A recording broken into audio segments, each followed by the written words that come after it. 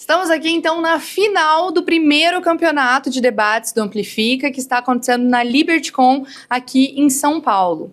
O tema dessa final está quentíssimo e eu vou ler aqui para vocês qual que é o tema, até para os nossos jurados que estão aqui com a gente presencialmente. O tema é o seguinte: o Ocidente tem a obrigação de defender e proteger o Estado de Israel. O debate discutirá se os países ocidentais têm a obrigação política, moral ou histórica de defender e proteger o Estado de Israel, considerando temas como relações internacionais, responsabilidade histórica, soberania, direitos humanos e os conflitos na região. A gente tem a Aline como uma das finalistas debatedoras defendendo a tese, isso é, ela vai defender que o Ocidente tem a obrigação de defender e proteger o Estado de Israel, considerando os laços históricos, culturais e democráticos que unem essas nações, bem como o compromisso com a segurança de um Estado fundado no contexto do Holocausto e ameaçado por forças que negam o seu direito de existir.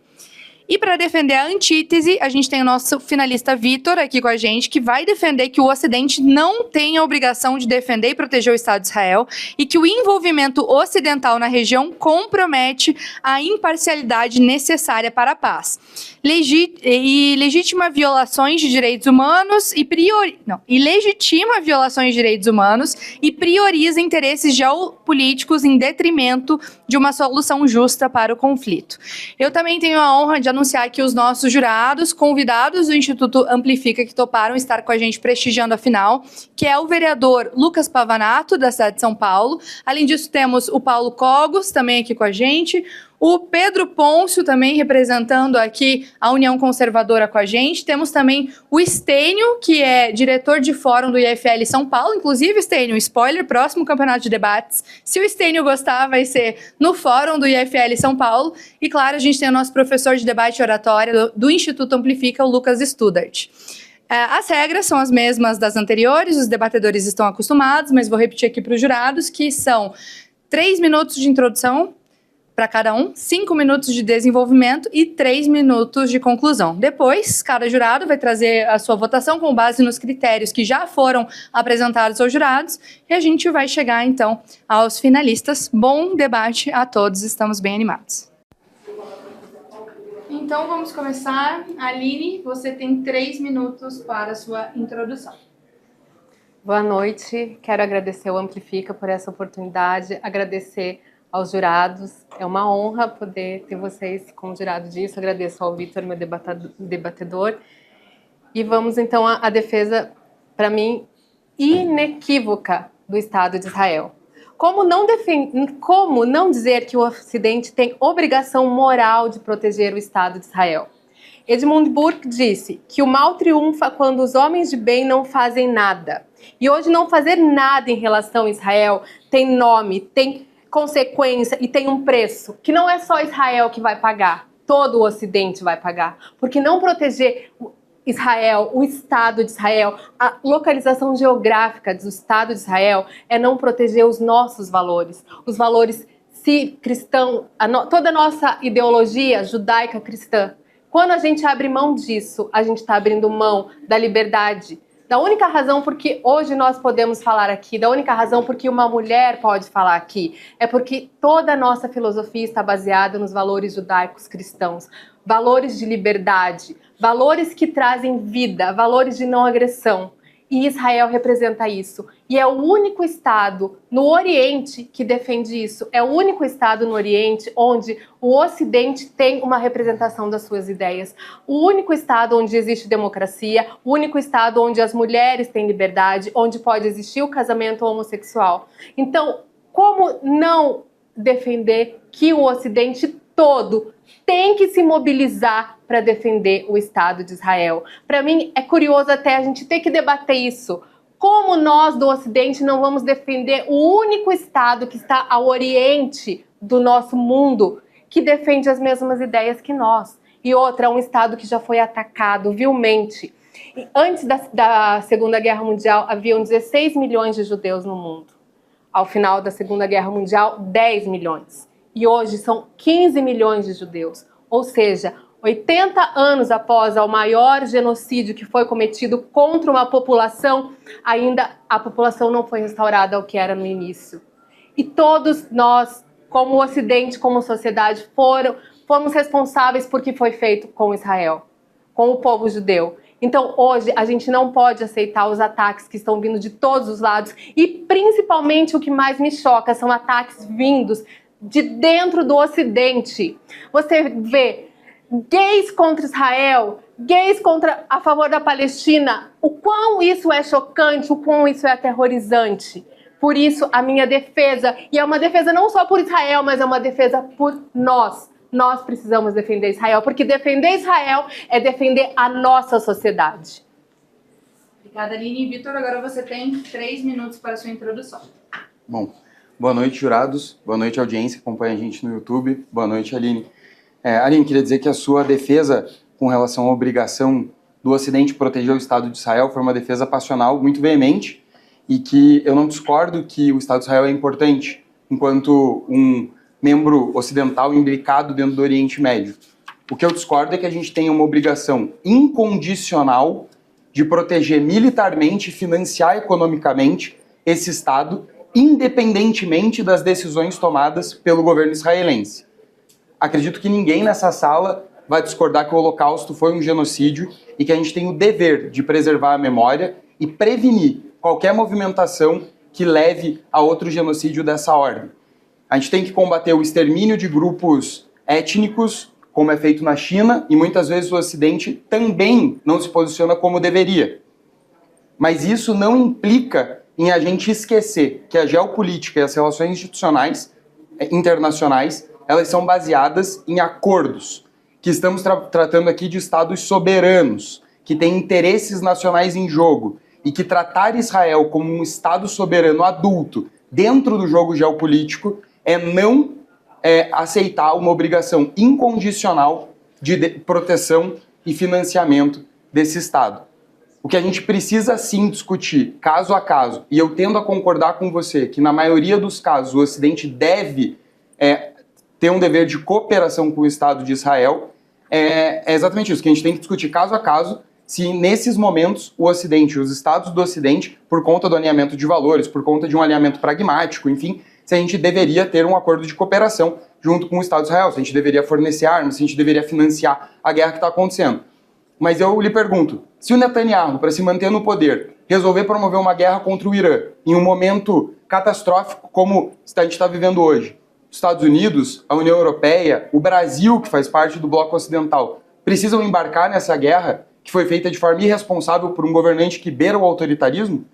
Me parece que não. Me parece que a gente deveria trabalhar dentro desse cenário, preservando a memória, combatendo genocídio, mas tomando decisões enquanto um país soberano, enquanto países soberanos que compõem o bloco ocidental. Obrigada, Vitor. Aline, você tem 5 minutos para desenvolvimento. Eu começo falando que eu entendo o que você diz, mas a gente tem um lado, o nosso lado é o Ocidente. Então, sim, a gente tem a obrigação de defender o Estado de Israel.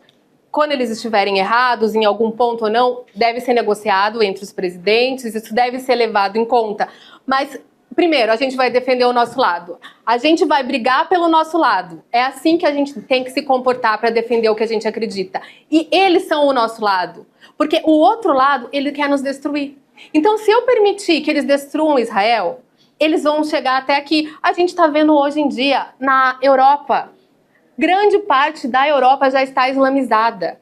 Eles não vão parar em Israel. É uma loucura acreditar que eles vão parar em Israel, que eles não vão tentar destruir toda a nossa cultura. Por quê? Não é porque eles são bons ou maus, é porque eles acreditam. No livro que eles seguem, diz lá que eles devem converter os infiéis, e os infiéis que não forem convertidos devem ser dizimados. Então, a gente está falando de Estado soberano, sim, mas a gente está falando de algo muito mais profundo, que é a existência da nossa civilização, é a manutenção da nossa civilização. E isso já está em risco e não para em Israel. A gente tem os ataques de 7 de outubro, onde eles mostraram novamente que eles querem destruir Israel. Israel, se parar de se defender, ela vai ser destruída. Se o Hamas, o Irã, parar de atacar Israel, haverá paz. Agora, se Israel parar de se defender, eles vão deixar de existir. E essa é uma realidade que não começou ontem, anteontem. E nem foi em 1948, depois da criação do Estado moderno de Israel. Eles têm passado por uma tentativa de acabar com o povo judeu de milênios. Você teve as cruzadas para a tomada de Jerusalém. Então, isso vem de muito, são muitos.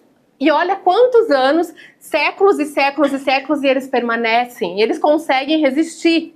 Então, a gente tem obrigação, sim, porque eles são o nosso lado. E quando a gente tem um grupo, a gente tem que defender o nosso lado. Tem coisa errada do nosso lado? Tem, mas a gente tem que corrigir e não defender. Então, a defesa do Estado de Israel, para mim, é inequívoca. E daí você traz, não, mas a gente vai fornecer armas para eles. Os judeus são muito superiores que os brasileiros em inúmeras coisas. Eles nos fornecem armas. Quando teve a questão de Brumadinho, eles mandaram aviões e aviões com soldados israelenses para ajudar no resgate das vítimas. Os judeus são as pessoas que têm mais prêmios nobres do que qualquer outra população do mundo. Então, eles, pela sua cultura, eles abençoam o mundo com diversas benéfices. Mesmo para as pessoas que não são da cultura ocidental judaico-cristã, mas ainda mais nós que somos, toda a nossa fundamentação. O Brasil é um país cristão e Jesus Cristo era judeu. Ele nasceu lá em Jerusalém, nasceu em Belém, viveu lá, foi crucificado. Então, além de tudo, eles estão naquela terra há milhares de anos, é uma cultura milenar. Então, hoje, e é uma cultura da qual nós descendemos. Por mais que nós, tinha os indígenas, os povos originários, para ser politicamente correta aqui no Brasil, mas a nossa cultura não está baseada no dos povos originários, está baseada na cultura judaico-cristã.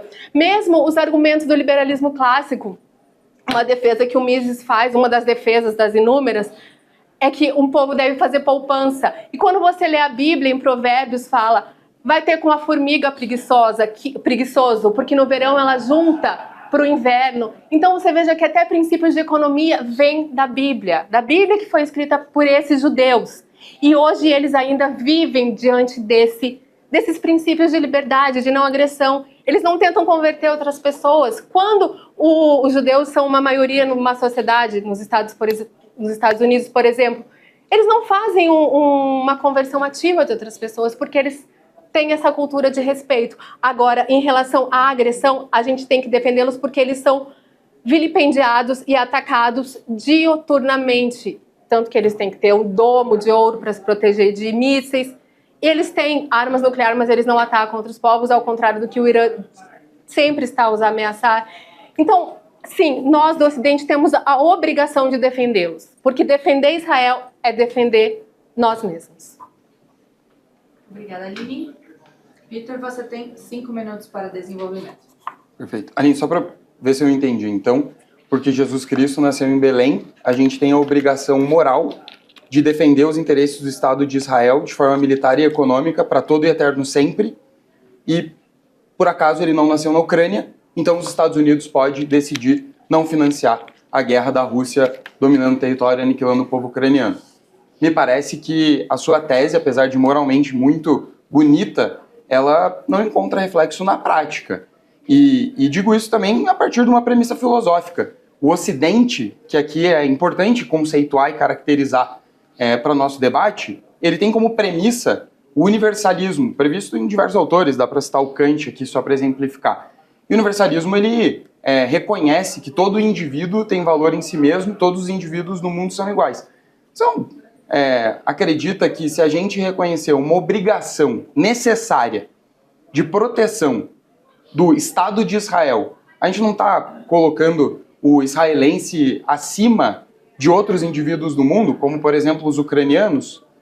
Você não acredita que a gente tratar o Holocausto como um fato histórico realmente necessário de ser repensado e que tem um dever de memória, a gente tem que precaver que esse tipo de coisa não volte a acontecer, mas se a gente considerar o Holocausto como o único fato histórico que demanda uma obrigação por parte das democracias ocidentais de proteção militar e econômica. A gente não está esquecendo do povo polonês, a gente não está esquecendo das minorias chinesas, a gente não está esquecendo do Holodomor e de todos os povos que se tornaram independentes da União Soviética depois do regime soviético.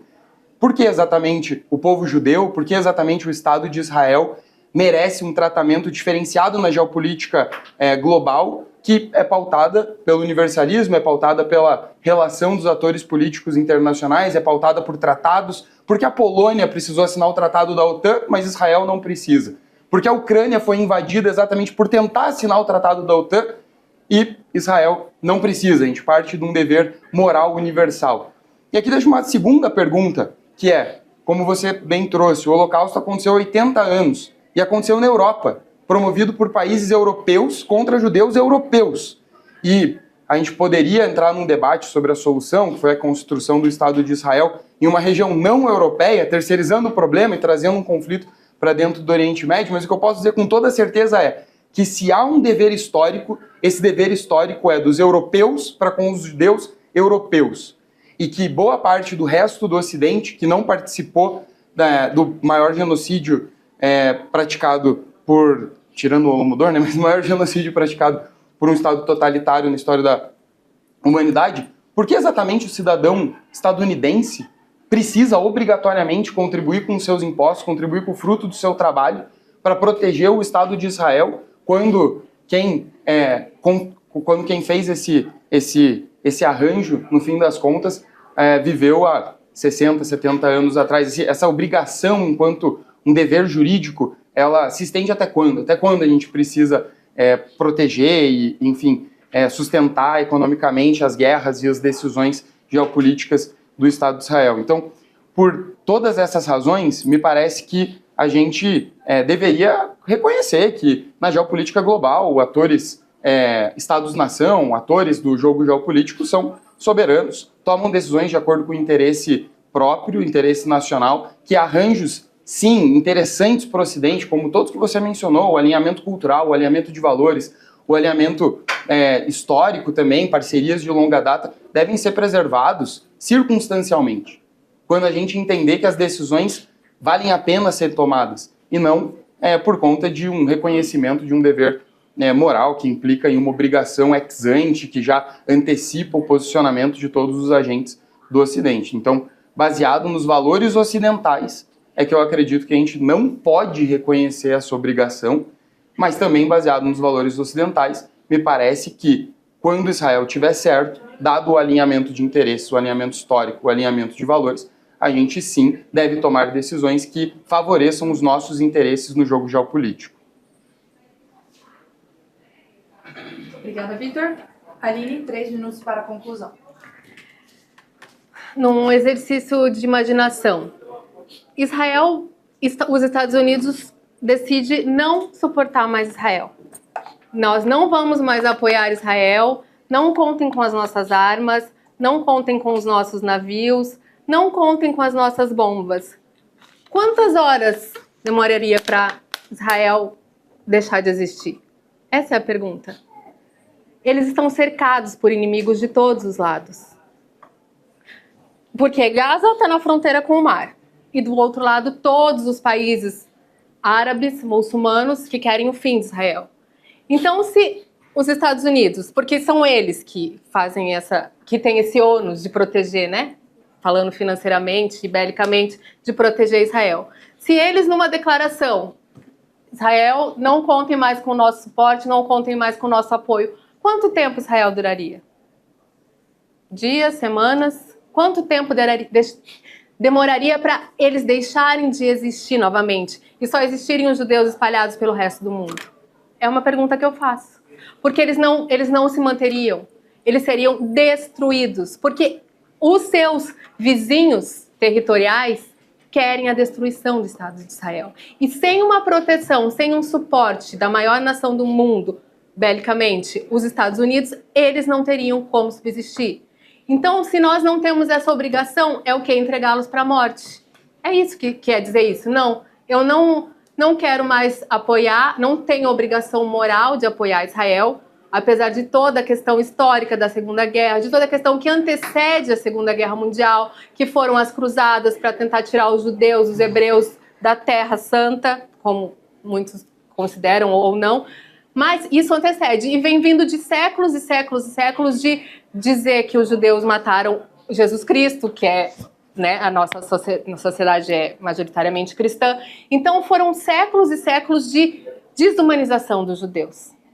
E isso seria o ápice quando, em algum momento, os Estados Unidos dissessem: chega, eu não suporto mais Israel. Não contem mais com a minha obrigação de ajudá-los. E, diante de uma situação como essa, em pouco tempo, nós teríamos, sim, um genocídio que acabaria com todo o povo judeu. Então, eu mantenho a minha posição que, sim, o Ocidente, principalmente os Estados Unidos, tem a obrigação moral de suportar o Estado de Israel. Obrigada, Aline. Vitor, você tem 3 minutos para a conclusão. Perfeito, Aline. Se eu bem entendi, o que você está dizendo é que o neto de um americano de hoje já está comprometido a pagar seus impostos para suportar a manutenção do governo israelense daqui 100 anos. Me parece uma escolha pouco óbvia, na medida em que os alinhamentos eles podem mudar e o governo de Israel pode seguir caminhos que a gente sequer tem como antecipar. Você falou sobre o tempo que Israel sobreviveria sem o apoio militar norte-americano, em específico, aqui nem estamos falando de todo o Ocidente, estamos falando exclusivamente dos Estados Unidos. Me parece que você mesmo se contradisse, assim, você diz que Israel é uma potência militar, e de fato é, que Israel tem as melhores tecnologias no campo militar, e de fato tem. Israel tem sido benchmark, inclusive, para os Estados Unidos com o Iron Dome, que o Trump tenta reconstruir agora nos Estados Unidos, e de fato é verdade. Então, me pareceu um pouco contraditório essa fala de que a gente tem um dever de manutenção do Estado de Israel, porque o Estado de Israel, mesmo sendo soberano, mesmo sendo berço da tecnologia e da inovação no setor de armas, ele não é capaz de sobreviver sozinho, assim. Então, pareceu um pouco contraditório. E aqui, mais uma vez, voltando à premissa da minha fala, tudo que você disse deve ser debatido, mas deve ser debatido no campo da conjuntura política, deve ser debatido no campo democrático, deve ser debatido pelos estados, pelos congressos, pelos governos, de acordo com as situações reais que venham a acontecer. Reconhecer um cheque em branco na mão do Netanyahu me parece que não é a melhor escolha, mesmo porque a gente incentivaria ele a agir de forma irresponsável. Sabe quem os Estados Unidos têm obrigação de defender? Taiwan. Taiwan, os Estados Unidos têm obrigação de defender, mesmo que isso gere uma terceira guerra mundial, porque os Estados Unidos se comprometeu com essa obrigação dentro dos acordos internacionais. Sabe quem os Estados Unidos têm obrigação de defender? A Polônia. E é por isso que a Rússia não ataca a Polônia, por isso que a Rússia resolveu invadir a Crimeia e anexar parte da Ucrânia.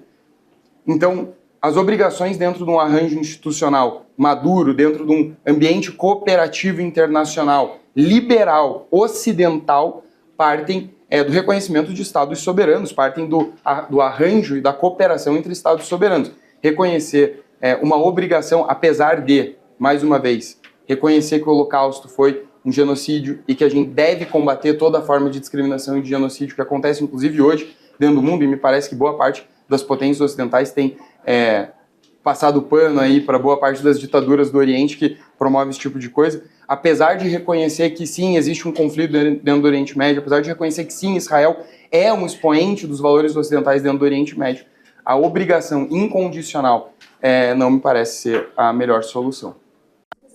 Ok, então vamos começar então pela Aline.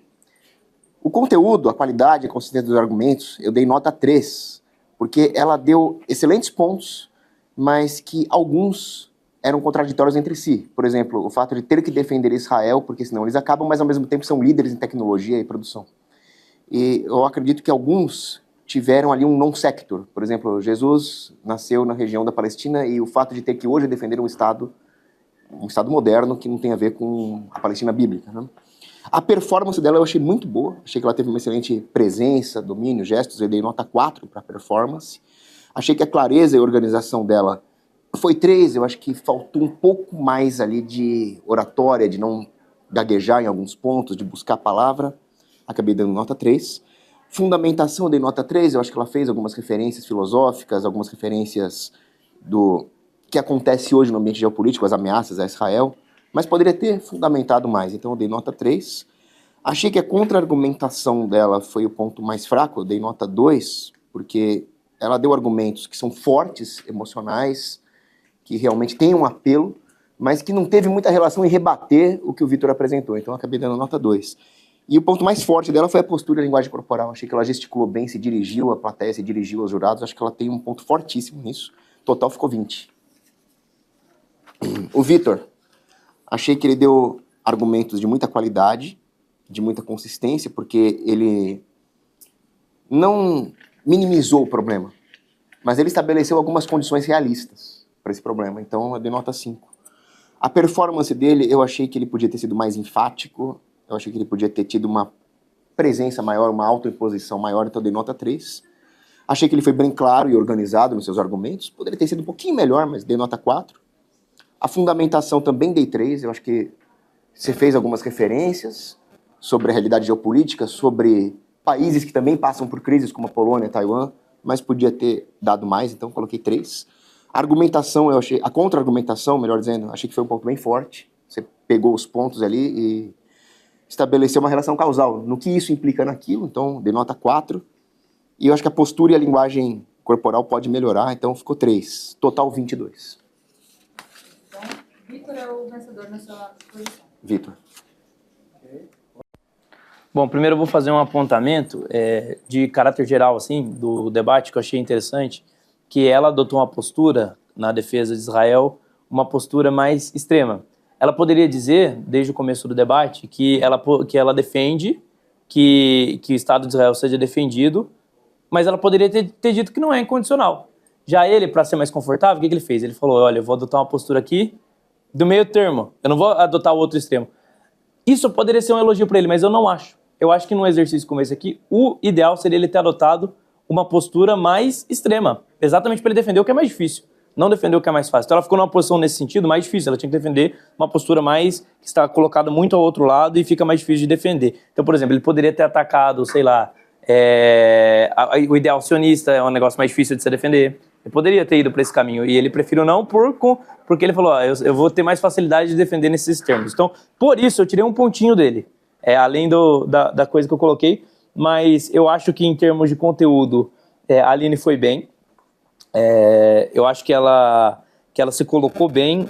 Acho que talvez tenha também tido um pouco de falácia, como o Cogos mesmo colocou, na questão de Jesus nasceu lá. Outra também, algumas confusões ali, inconsistências no argumento, como por exemplo, os valores judaicos cristãos, ou você falar da cruzada, só que assim, não necessariamente o judeu de hoje é o judeu de lá de trás, a cruzada não necessariamente tem a ver com isso que a gente vive hoje. Então, teve essas inconsistências. No resumo, acho que a maior qualidade também foi a postura corporal. Apesar de em alguns momentos ou outros dar pra perceber que ela estava um pouquinho nervosa, ela soube falar bem, ela olhava pra gente, ela interagia com a gente. Acho que na contra-argumentação, ela no começo não estava bem, só que na hora da conclusão, eu fiquei pensando assim, cara, se ela der essa resposta, eu vou dar um ponto. Que foi na hora que ele falou assim, por que a gente tem que defender, etc, tal. E daí eu falei, cara, ela tem que falar que é a necessidade, que é ruim pro Ocidente, né, perder um aliado como esse. E daí ela trouxe exatamente esse ponto e ainda colocou uma questão moral ali, um dever moral, né, vão extinguir um Estado que não tem condições de se defender. Então acho que ela deu essa resposta, por isso eu dei um ponto. Não vou dar nota não, porque ficou meio confuso aqui, mas na minha cabeça tá claro. Então, no caso do Vitor, eu acho que o conteúdo foi muito bom. Peguei uma inconsistência, que foi a questão de, no começo, parecia que ele estava defendendo um negócio, mas assim, não é uma questão, um direito não é uma necessidade objetiva que o Ocidente defenda Israel. Então, mas parece mais com um justnaturalismo. Só que daí depois ele vai para uma questão, não, mas é obrigatório a gente defender Taiwan. Eu falei, isso aí parece contraditório, você parece estar indo mais para uma questão positivista, então um arranjo legal me obriga. Por quê? Se existe uma questão moral que é anterior a essa questão positivista, então eu não deveria ser obrigado da mesma forma. Então acho que nisso o argumento foi inconsistente, por isso eu tirei um pontinho. Performance, acho que ele foi muito bem, acho que ele colocou bem. Clareza de organização também foi muito bem. A fundamentação trouxe argumento. Na primeira parte eu achei que faltou um pouco, na segunda eu acho que foi muito bom. Quando ele apontou uma contradição ali de... você está dizendo que Israel tem a maior tecnologia, só que ao mesmo tempo você diz que ele não consegue se defender. Contra-argumentação também acho que foi muito bem exatamente nesses pontos. Acho que também colocaria que talvez, como o Cogos colocou, ele soube colocar de uma forma bem técnica, organizar bem as ideias, mas faltou realmente um pouco de firmeza. Eu acho que se for colocar a parte emocional, ela soube expressar melhor, mas na parte de organização acho que ele foi melhor e por uma pequena diferença eu acho que ele venceu. Bom, parabéns aos dois debatedores. A minha argumentação vai ser mais genérica, assim, porque acho que eles foram bem pontuais quanto a onde cada um perdeu algum ponto, né? Já está muito evidente. Eu acho que, obviamente, a expressão da Aline foi muito, enfim, fenomenal. Ela soube trabalhar com a emoção, com o corpo, ela soube usar esse feeling feminino também, né? De saber colocar e trazer a pauta para uma questão mais sensível, né? A sensibilidade. Eu acho que você foi muito bem, até porque é muito difícil defender essa questão, e eu vi que você usou uma quantidade maior de argumentos em detrimento de um argumento mais afunilado, mais aprofundado, que foi o que o Vitor fez. Enfim, como foram vários argumentos, trazer a clareza fica um pouco mais difícil, porque não dá para dar contexto de tudo. Então, pecou ali, obviamente, em algumas questões, a relação das falácias, né? E argumentos que são muito bons, mas são inconsistentes para um debate tão sério quanto esse. Então, a questão da Bíblia, eu sou apaixonado por esse argumento, mas eu sei que no debate ele não é tão válido quando a gente fala de geopolítica, por exemplo, né? Ele fica um debate, enfim. A contra-argumentação também foi muito boa, mas eu acho que você deixou de explorar os argumentos dele com relação a isso. E já fazendo uma contrapartida, porque eu estou avaliando os dois simultaneamente, ele soube explorar bastante os seus argumentos, ele trabalhou mais com os seus argumentos propriamente do que com os dele. Ele achava uma brecha de inconsistência, ele entrava ali e ficava confortável para trazer toda a argumentação dele baseado no que você disse. E eu esperava que você fizesse um pouco mais disso com ele. A postura de linguagem é excelente também, o conteúdo foi incrível, e o Vitor, eu acho que a postura e a linguagem e o conteúdo principalmente foi muito bom, né? Mas ele ficou um pouco menos nervoso do que você, então ele conseguiu colocar o argumento mais tranquilamente, com mais convicção. A convicção no debate ela é muito importante, porque grande parte das pessoas que ouvem, obviamente, elas nem sequer conhecem todos os argumentos. Então elas vão fazer análise facial, corporal, para ver se a pessoa tem convicção. E grande parte dos debates a gente sabe que não é quem tem razão, mas quem tem a postura certa. E mais uma vez, percebi que, devido à quantidade de argumentos, isso te desfavoreceu um pouco. E ele conseguiu concentrar mais, afunilar e contextualizar mais os argumentos dele. Então isso foi muito positivo. Obviamente a postura e linguagem, ela se destacou mais, porque ela é mais expressiva, ela trabalhou mais a emoção, você é um pouco mais racional, técnico, isso te deixa um pouco em desvantagem. No geral, os dois foram excelentes, acho que ficou bem próximo aqui. Eu falo agora ou já falo depois? Na somatória geral, com relação a conteúdo, clareza, organização, que ele se destacou, a gente ficou com 22, 25. 22 para você e 25 para ele. Bom, vamos lá. Quem está assistindo aqui não está vendo que eu estou olhando ali em cima, está dizendo assim, o que é o Amplifica? Aí ele está dizendo o seguinte, formamos a próxima geração de jornalistas e comunicadores políticos comprometidos com a liberdade na imprensa brasileira. Quero dizer para os dois, tanto para a Aline quanto para o Vitor, vocês se encaixam 100% nisso. Independente do meu voto aqui, vocês são fantásticos e vocês estão fazendo uma belíssima final, com bons argumentos, com boa ponderação, com boa presença. Então, parabéns para os dois. Eu vou falar algumas coisas aqui, talvez de forma até enfática, mas assim, o principal é que vocês estão 100% alinhados com o que é o Amplifica, tá? Eu vou começar pela Aline. Eu acho que eu tinha feito eu fui júri da Aline anteriormente e achei impressionante como ela mudou de perfil de um para o outro. Tipo, eu achei isso genial, porque isso não é fácil, né? Cada um tem o seu estilo, né? E mudar de estilo, assim, necessita de algo para isso e é algo importante. Então, parabéns, saiu de um estilo ponderado para um estilo enfática. É bem importante isso. Eu gostei do argumento de defender Israel é defender nós mesmos, apesar de não concordar com nada, mas, tipo, eu gosto do argumento, acho importante, acho bacana. O que os demais falaram, dessa postura, dessa forma enfática, foi bem legal, foi um belo jogo que tu fez, eu acho que isso contou muito ponto a favor de ti. realmente a contra-argumentação tua faltou. Então, pô, ele falou vários pontos, pô, contra-argumenta, assim, pra detonar o que o cara tá falando, entendeu? Eu acho que ele deu várias brechas pra isso e tu não soube explorar isso de forma correta, tá? Acho que tu mostrou a indignação certa, ponderada e tudo mais. Eu acho que ficou bem redondo, acho que ficou muito bom. De 30 eu te dei 21. E assim, eu daria 5 realmente, tipo, sei lá, um Marcel Van Hatten falando assim sobre economia, sabe? Tipo, que eu acho que é muito bom. Então, dei 21 de 25, de 30. Com relação ao Vitor, segue os mesmos ponderações com relação, vocês estão muito bem, assim. Mas eu acho assim, acho que um ponto que eu não gostei no teu conteúdo é que tu assume que tem que haver uma compensação, que tem que haver uma ajuda. E eu acho que tu devia ser o oposto. Porque, não tem que ajudar. Não, tem um ponto nessa pergunta aqui que eu acho que ela é fortíssima, que é obrigado. Ninguém é obrigado, que isso?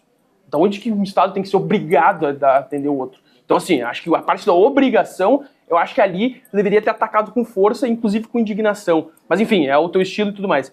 Mas, assim, assumir que existe uma compensação, eu acho isso um ponto que eu não faria. Acho que essa questão de assumir que existe algo não é legal. E tu falou, inclusive, de Taiwan, isso é um ponto, tá? O teu estilo ponderado é muito legal, acho muito bom, acho que, cara, isso faz toda a diferença.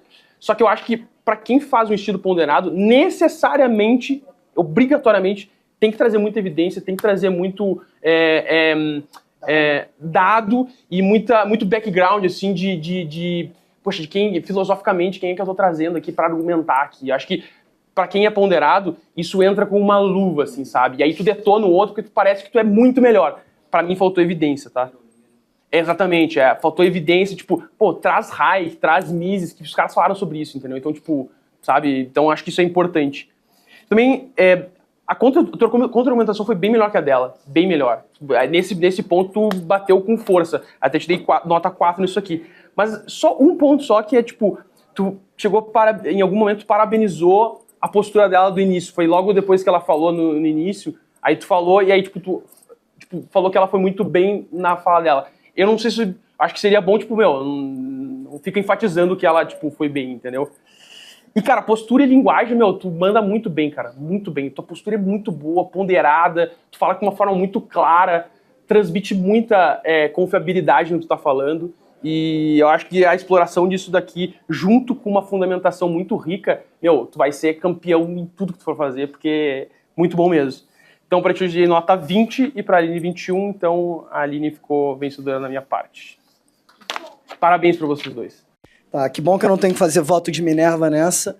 E eu diria que se pudesse fazer uma fusão entre os dois, sairia o melhor debatedor do país, né? Porque enquanto você tem a questão do olhar, de fuzilar a pessoa com tua opinião, uma linguagem não verbal de bastante presença, você tem uma postura cadenciada, um tom de voz agradável, um ritmo de fala muito bom, você às vezes dá uma gaguejadinha, que eu acho que é referente ao nervosismo, que é super normal também. Pô, olha só esse painel aqui, galera pesada, né? E eu acho que eu não tenho muito a acrescentar depois de tudo que vocês fizeram, né? Então eu vou me basear muito no que vocês falaram e eu vou dizer, clareza e organização, você foi melhor.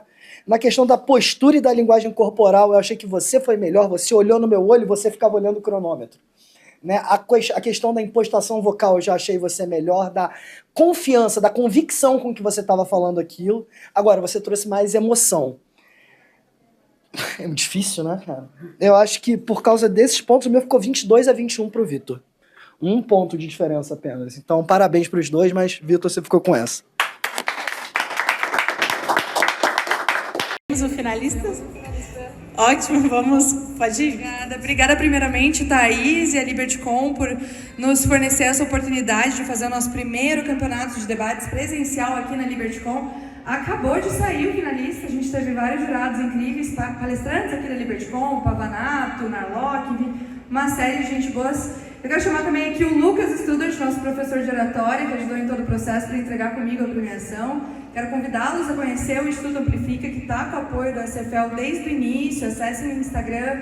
A gente tem o objetivo de formar a próxima geração de comunicadores para defender a liberdade na imprensa brasileira, e esse foi uma das nossas iniciativas. E quero parabenizar o nosso campeão, Vitor Belks, e entregar aqui o nosso troféu, uma salva de palmas. Parabéns, ficou sempre com a posição mais difícil, né? E queria te dar uma palavrinha que você permite para o nosso campeão, já que ele debateu tanto. Fala aí. Bom, depois de debater o dia todo, agora já está um pouco rouca, mas eu queria recomendar a todos que participem do Campeonato de Debate, conheçam o Amplifica. A iniciativa é excelente, a gente vive num país que tem a liberdade de imprensa, a liberdade de expressão constantemente ameaçada, e a iniciativa que a Anne e o Lucas estão liderando servem exatamente para a gente colocar mais pessoas liberais, mais pessoas que defendem a liberdade para divulgar essas ideias dentro desses canais, para que a gente possa se sentir representado, que a gente possa voltar a ter confiança no jornalismo sério dentro desse país. E eu fico muito contente em ser o primeiro campeão do Campeonato de Debates. Foi uma tarde dura, muitos temas. A Ana ajudou, acabei pegando sempre os lados mais avessos ao liberalismo, por assim dizer, mas deu tudo certo. Muito obrigado, gente.